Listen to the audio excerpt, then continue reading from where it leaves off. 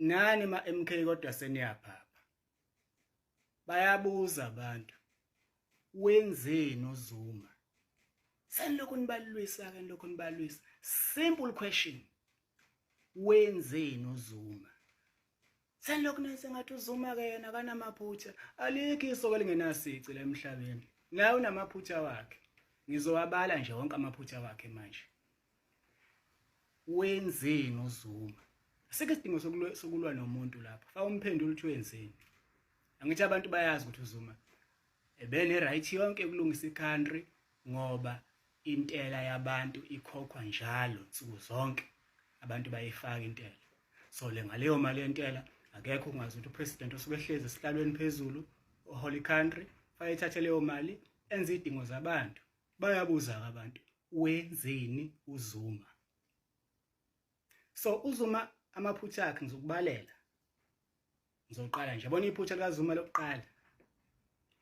uZuma ngesikhathi ekhanda i-stadium ngentela yabantu, ekhanda oMoses Mabhida, ekhanda o-FNB, ekhanda khona i-stadium esihle esilaphana eCape Town, khona esikompumalanga. Ngesikhathi ekhanda zonke lezi stadium ngokwehlukana ama-province,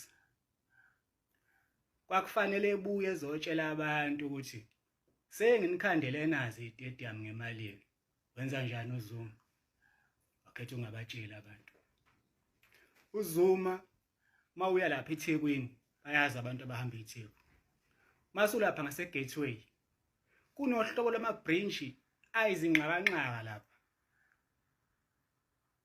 Uhlobo lwesimanje manje. Lawo ma-bridge lawa afakwe ubani? uZuma. Wenza njani uZuma? Wakhetha ukuyithulela engabuyi ukuzotshela i-country ukuthi senginikhandela ama-bridge enza ukuthi kuhambeke kalula, indlela zihlukane kalula masufika ngase-Gateway. Icala kabani lelo? Lami ney'nkinga zami mina. uZuma wayimosha futhi kuphi na? Emakhaya. Yabona nje la emakhaya.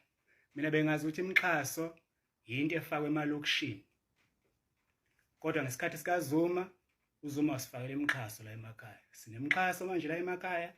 Akuseyona lento ukuthi imixhaso yakhiwe elokishini kuphela. Ufike ufake nje egcekeni phakathi size. Yes. Wenzani uZuma? Wayivalela la, wangasho ukuthi uyena okhandela imixhaso. Uyambona lapha wrong khona.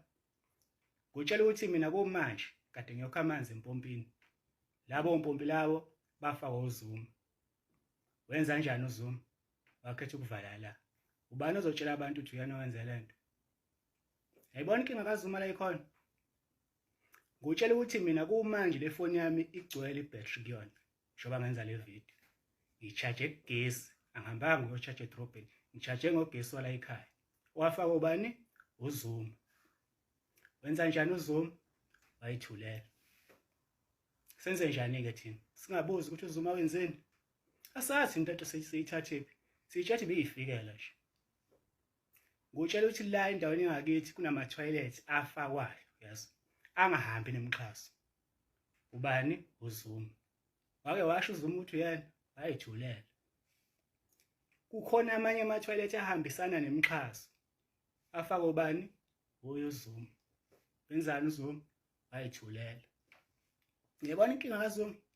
Lento yakhe yokuthula kuze kweqe. Abantu abazi ukuthi wenzeni. Kunama-clinics ngokwehlukahlukana kwey'ndawo. Kunama-university. Kunama-colleges ngokwehlukahlukana kwey'ndawo afakwe uZuma. uZuma esikhundleni sokuthi etshela abantu ukuthi ngentela yeni senginifakele lezi zinto, wayithulela.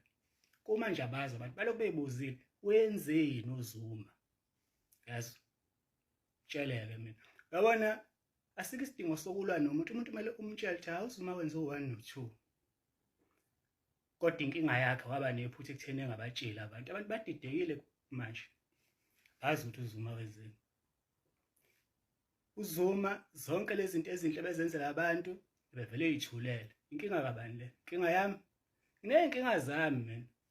Manje kufanele ngidrophe ingoma engiyenze nomzukulu. Angiyidrophile ngoba anginayo imali ye-marketing.